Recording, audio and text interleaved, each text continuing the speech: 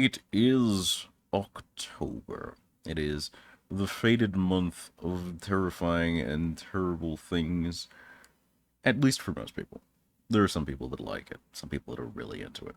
Can't say Hmm. I empathize, but I sure exist here. And that's why I'm here making this podcast.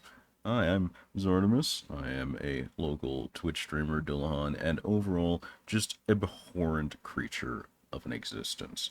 Over here I have my two co-hosts, two fellow DMs, and also General Gremlins.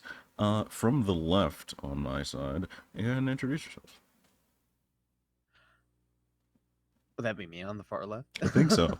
I think so. um, hey, I'm Mario Sack. I do art. I DM. I'm a gamer. Um, and yeah, I love spooky themes in games.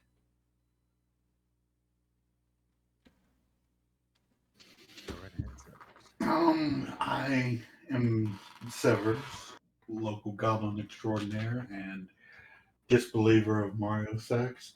Um, I I DM a little bit. Um, I am a big fan of spookiness in general, um, but also in gaming. So I like when I can get an intersection of those two subjects to sort of crash in the middle. All right. And to start with, let's zoom out a little bit. When you're Ooh. dealing with your tabletops, whether you're in the DM or the player seat, how do you guys feel about holiday episodes, seasonal episodes, in essence? Little sessions where you Ah, focus on, maybe the present time is a holiday. So we're gonna do something similarly themed. Ye old Christmas episodes, Easter episodes, Halloween, whatever your flavor is. I feel like they can definitely be okay. Like if everybody's wanting to go down that route, I'd probably I couldn't I've seen some people do it where they would do a holiday themed thing, and it's like, "Oh, we're currently running this game," and they decide to spring like, "Oh, it's a fucking you have to fight the Easter bunny or something like that." The East. There's What did times the where Easter Bunny do to y'all? he's maybe it's like a horrific version of the Easter bunny. Maybe it's like he like fucking like vomits out eggs, and he has it's like that one movie where he had the open holes on his palms because he's also like he has that Jesus connection. um but yeah, no, I've seen some people do that. I'm not always down for it. Specifically for Halloween, I could see it being really fun in the sense of I would probably just go very hard on certain theme stuff, or it's like I want to add something unsettling to the game and it just kind of fits for like the tone of Halloween, but I don't think I would view it as like specifically like a specific like I don't know. Maybe there's something in your setting where it's like, "Oh, and it just so happens today is the day that is like this world's Halloween equivalent or something like that." Um but I don't know. I'm not always super keen on it. It depends on how it's handled. What about you, Sea Bears? Um, I haven't seen it much in gaming. Um, it's one of those things where I could see it working out okay when Yeah. it would happen because generally, like for example, Halloween, people are generally in the mood to see some sort of spooky stuff. Um, Around Christmas time, people get like festive, and so having a festive like celebration and setting and all is something that it's really easy to um, incorporate and get people in character because they're generally already sort of in that mood. But I don't know. A lot of times it just doesn't seem that. I guess one of the things is getting getting the timeline of your world to match up with the timeline of real life. Even though it seems like it would have people in the right mood, it doesn't always seem like those two things sort of jive together. Especially since you can have a timeline in a world where 2 weeks in game takes 3 months in real life. Um, so sometimes if you go, oh, I'm gonna have this holiday themed episode in here, unless you're in a particular lull or something in the story, it could be really jarring trying to work that in an organic fashion. But it's something that definitely I haven't seen much, but if it could be pulled off well, I think people would be really receptive to it, and that it could work really well. Hmm. So the execution, what you're saying, is it comes down to the timing, both game wise and real time, as well as just general execution. Yeah. Yes. That makes sense. Like the time thing was a big thing that I thought about in personal consideration of it because, like, in the first place, it's hard to do a Christmas episode on Christmas because it is Christmas. So that sort of thing works rough. Christmas is, I feel like, probably one of the bigger bullseyes for that because people love getting stuff, and that goes to in-game too. If there's a reason for everybody to sit down, you go, all right, everybody, and you open up your presents and you all get 1,000 gold or whatever. Everybody's gonna be down for that naturally, Uh-huh. right? You know. But like beyond that, actually hitting like the theme of the holiday feels a lot harder than that. Because like, how are you gonna have a very festive Christmas episode where everybody's all giving and warm when you're in the middle of I don't know an Orc City slaughter or whatever, right? Hmm. Yeah.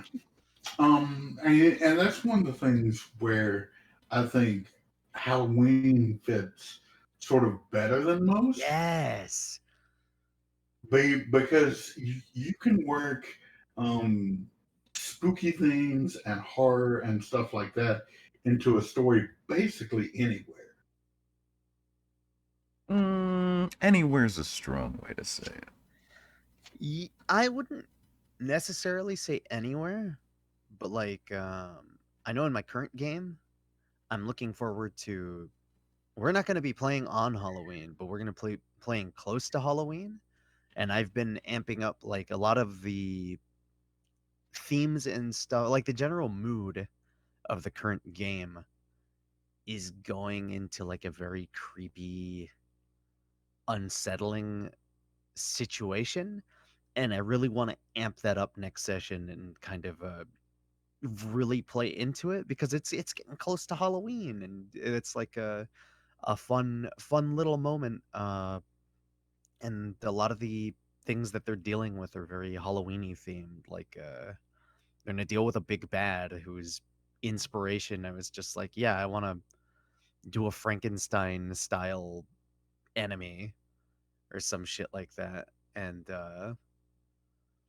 yeah, just playing into those. A Frankenstein style enemy isn't too hard to do usually. You have a lot of options No, with it's chimeras and basically full scale. abominations. But I feel like a good way to like pull off a sequence like a holiday sequence is definitely just abuse some classic tropes. Let them have a little dream or something, and they keep part of it afterwards, or something like that. Dream sequences are just the easy grab bag of let me get out of DM jail real quick. Hmm. But let's zoom a little further in here. Not just holiday seasonals, but specifically Halloween and the theme of scary things.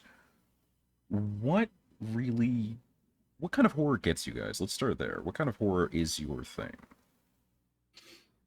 Um, I mean, I personally like really. I'm I'm not like screwed up by it, but I'm really sort of like taken aback by like body horror stuff. Yeah. Um, Tryptophobia and stuff like that? the the whole whether it be like um losing control of your body or something taking over your body or going into your body and wreaking havoc. Um, those are some of the like really strongest, most visceral ones for me. Hmm. I would have to agree. I think my favorite kind of horror is body horror because I hate it. I I love it so much because it bothers me so much. It's like I like I can have a lot of moments where I'll see something get twisted up or really fucked up and like it's like I don't know, it makes me think of I watched the new Hellraiser recently and there's like a specific scene where they jabbed something into a woman's throat and you get like the look of the inside of her throat as this thing's just getting like twisted around in there and that made me fucking squirm. I was like ugh. But like there's something fun about the fact that that is just it's like visually unsettling and there's something that it really evokes something in you where in that same sense having something like a creature that is like vaguely human or like having like the because I've been having that in my own game a lot is just like somebody used to be a normal person and they got fucked up or there's like hints of person that was here and now they sure as fuck aren't anymore. It's like somebody that got twisted into like a spider creature or something like that and it's like this shit's gross. You see like fingers and stuff coming off of them. They might have like I don't know, like sinews spilling off and fucking just all that nasty shit. It's great. Yeah, a lot of good horror starts from just the baseline human condition because it's relatable for everyone. Everyone has a body, Mm. right? It's a Yeah, good yeah. way to I would say pardon the pun, but you know that's not me. Get under people's skin. Mhm.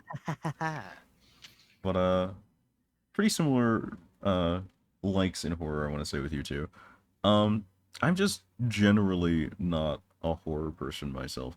I don't do great with it. I don't do great with atmospheric horror, especially things where it's just a slow pressure where you can hear it like scraping down the vents in the distance. You don't know what vent it's in, and you're just kind of hovering through this hallway trying to figure out what's going on, and you can feel the pressure around you. Nothing's happening, but it's just closing in slowly. That feeling of not being able to do anything, that helplessness, but a lack of action, just drives me straight up the wall. Yeah. Um, Yeah, yeah, yeah. I very similar to that.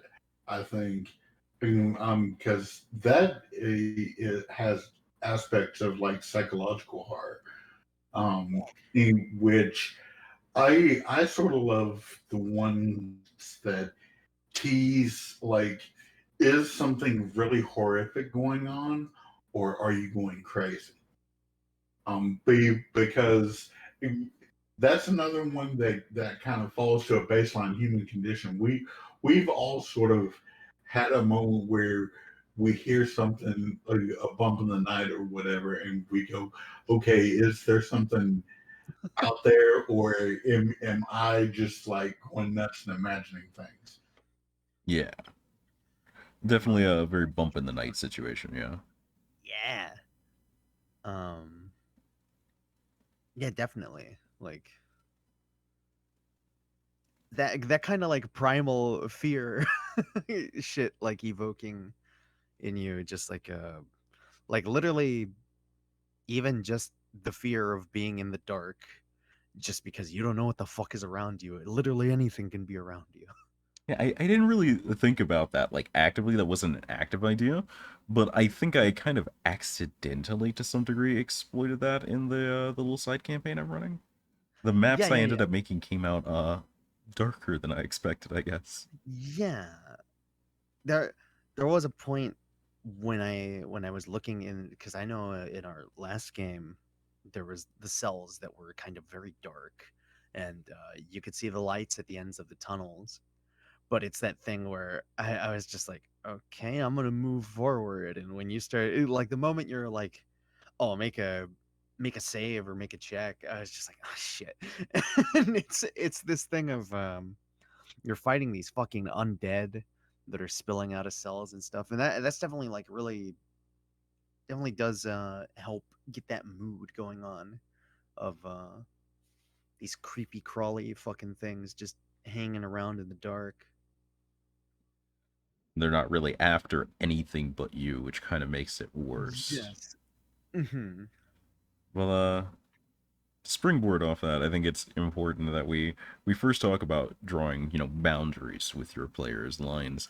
Ooh, How do you guys handle making stuff like this and yet trying not to push your players into a bad place where they don't have a good time and they don't have not necessarily a good experience, because not every experience you're going to have in heavily creative things like this is going to be a good, exciting thing you can always call back to, but an experience that they want to call back to. yeah. Oh no, I want them to go home crying and rocking in the shower. And no, I'm Severus just trying to get whacked at home after he DMs the game. pretty much. No, one is, I guess, um, you just kind of gotta. It helps not to launch into it right away, but take some time to get to know your players. Yeah. Because if you know your players, you're gonna have a feel for like where those bounds are, how far you can push certain things. And that goes with everything, not just horror. You'll know how far you can push things into wackiness. You'll know how far you can push things into seriousness. Um, and so you should be able to have a good idea after you've played with people for a little bit of what their boundaries are. But if not, if it's something that you want to know, just one thing I actually had for the first time in a game that I'm in right now had a DM pass around a little Google Doc, and it was like, what are the lines that you don't want to see crossed, and what are the like things that you want to see a warning beforehand? And you could just type in like, hey, I'm not cool with this, and hey, I'm okay with this as long as you warn me. And I hadn't seen that before, and I thought it was really something that was a little bit novel, but also useful. Like they know right off the bat where those sort of lines are. Um, so if you can't get it organically through feeling out the players, don't feel bad about um, just sort of going to them and asking them, hey, point out where your line in the sand is on different subjects. Yeah, it feels a little awkward when you first kind of think Yeah. about it, because it's being unusually straightforward for how a lot of dialogues typically take place nowadays. But Mhm. oftentimes you're going to end up somewhat intimate with a play group you're planning on sticking around with for a long time anyway. Being straightforward about the lines that can and can't be crossed, I think, is pretty important. I think it's worth Yeah. taking that initial leap. And by being honest and straightforward about it, you're a lot more likely to get honesty and straightforwardness back, which will help you draw those lines.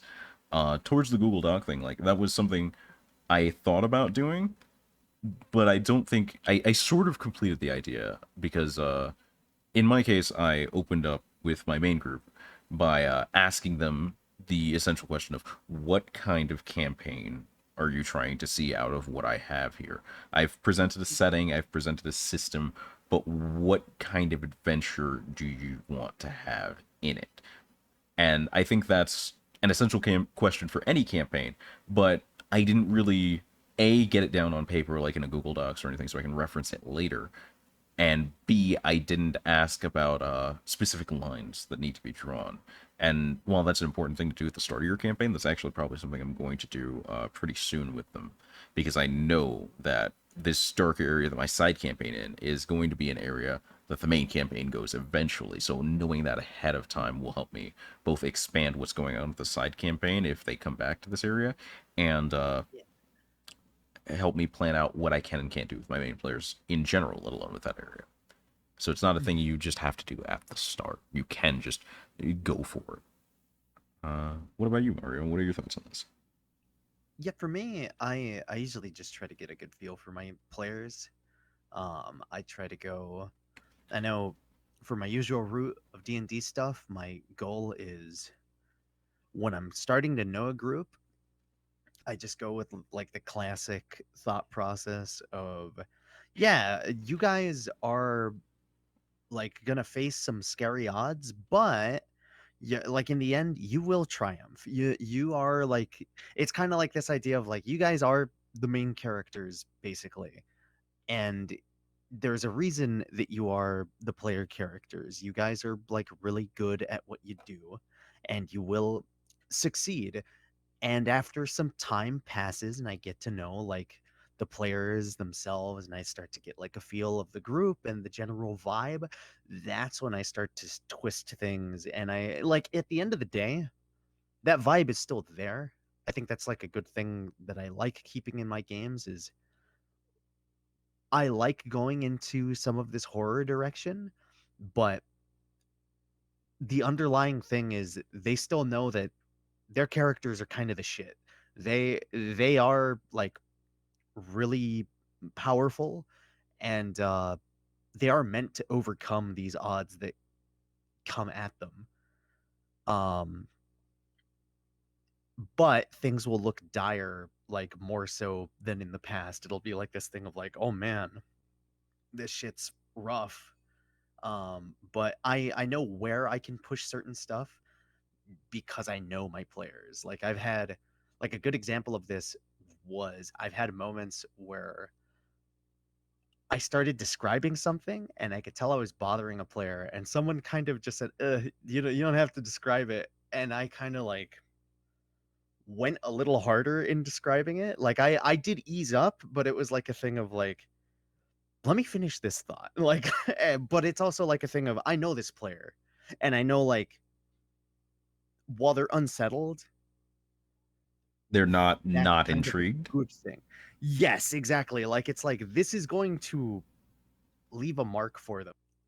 But yeah, that's my general process of going about that. So I think what comes to mind initially is the process seems good, but how do you deal with the counterpoint of the fact that a lot of horror is derived from a sense of helplessness, a sense of lack of control. If they always know they're going to prevail, if they know that they're the heroes, they're the shit, how do you take advantage of that sort of thing?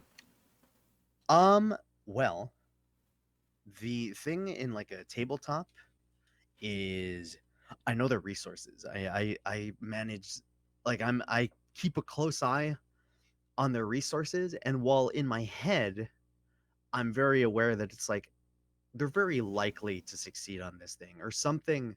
There's probably the like I feel confident that my players can succeed and overcome the problems that I present to them. But there's also like a little bit of that leeway that I leave for myself where I'm like, I feel confident they can. I'm not saying that something like death is off the table. And so there is that point where in the game that will be the scary part because even in that same sense where it's like you'll have players who obviously like the reflex when you start getting spooked is there's a ton of people that'll just start making jokes or they'll start like trying to yuck it up. And I let them go about it. Like it's not I'm not going to be like stop laughing. This isn't funny. It's like a thing of I'm okay with that because if there's some investment in their character, there will be a point where it's like, yeah, you're laughing it up. You got like 4 hit points, my dude. What are you gonna do while the big fucking creatura over there is going to stomp your ass out? Um, it's like a thing of while they know that they can succeed and they can overcome these things, there are those like moments in the middle of the game where I make the players second guess themselves, and it's like that moment of like, oh shit, this is looking really fucking bad. What am I going to do? Um, so that's how I tend to approach it. Okay. Yeah, and another one that I've seen happen and be very effective is by using proxies. Um, in that maybe not necessarily have the horrific thing happen to the player themselves, but let them get to witness it happen to, like, some NPC that they really like, or even some helpless villager where they're like, oh, we're supposed to be the people saving them, and we just watched them, like, get liquefied into flesh mush. And that can be a big kick in the pants too, because then it's like it plays with that sort of omnipotence that you want them to sort of have but not know that they have, is that there's basically shit going on that's wild around them, and they can't necessarily stop it right away, or they have to figure out how to stop it. Right. It definitely there are ways to mess with people's power, not just through themselves, but through the environment around them. Yes. Mhm. Yes, yes. That's a good way to think about it. We're getting. I, I Go ahead. Yeah, go ahead, go ahead. Go after you. I insist. Oh no, I was just gonna say, yeah, I've done the same shit. I've had like a lot of times where it's like, if you can't really threaten the players, you can threaten some like minor NPC, and you don't even have to go about the route of just like, oh yeah, I just slaughter them outright. But you can give them the thing of, I had an NPC that the players really liked, and I left like they were still able to be saved by the players, but there was a point where it's just like, oh yeah, this enemy they have them like placed up on a cross, like they're hung up on a post. They're not like nailed onto it, but their arms are like wrapped on by rope, and it seems like one of their legs are missing, and they're just like fucking sitting there strapped up there. And that was like a moment where like the players are like, oh shit. um, but yeah. It's like having that thing to help give the players like this idea of the weight of what's going on. Yeah, add a little gravitas to it. Yeah.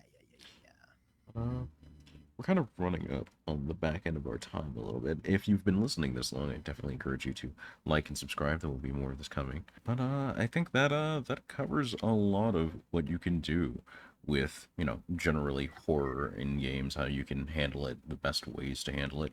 Of course, if you guys have any suggestions, you're free to leave them down in the comments below. I'm sure at least me and my boys here will be sure to take a look. I know Mr. Mario loves to talk about this sort of stuff. Oh Speaking yeah. of which, where can people find you to, Mario? Um, you can find me at Twitch at Mario Sack, all one thing. Um, you can find me on Twitter at Mario underscore Sack, where I post art. And yeah, I feel like Pretty much everywhere else, I'm just Mario Sack, like one whole thing. And do you, Mr. Sea Bears? Um, I have a relatively small footprint. I don't really stream or um, present that sort of stuff. You can usually find me on Discord. Um, I know you can find me through Zark's Discord, and um, if not, I am open to just randos dropping in on me. I'm Sever's number 8961. So you can feel free to drop me a line there. Um, and yeah, And that is just about it. Of course, if anybody's looking for me, you can find me at the link tree down below where you can find my Twitter, where I tweet about my streams, general memery, and collabs pretty often. My stream, which is pretty much where you'll find me most of the time, twitch.tv/Artemis. You can, of course, subscribe here to get plenty of me. And Patreon does get you some unique benefits, including early cuts, and sometimes cuts that don't make it off the cutting board from all of my edited videos, including the series. I think that about covers it. So hopefully everybody has a lovely, horror-adjusted Halloween. Do your best, survive the spookiness. The end of the year is coming. We'll all make it somehow. Probably. I'm okay with being the final guy.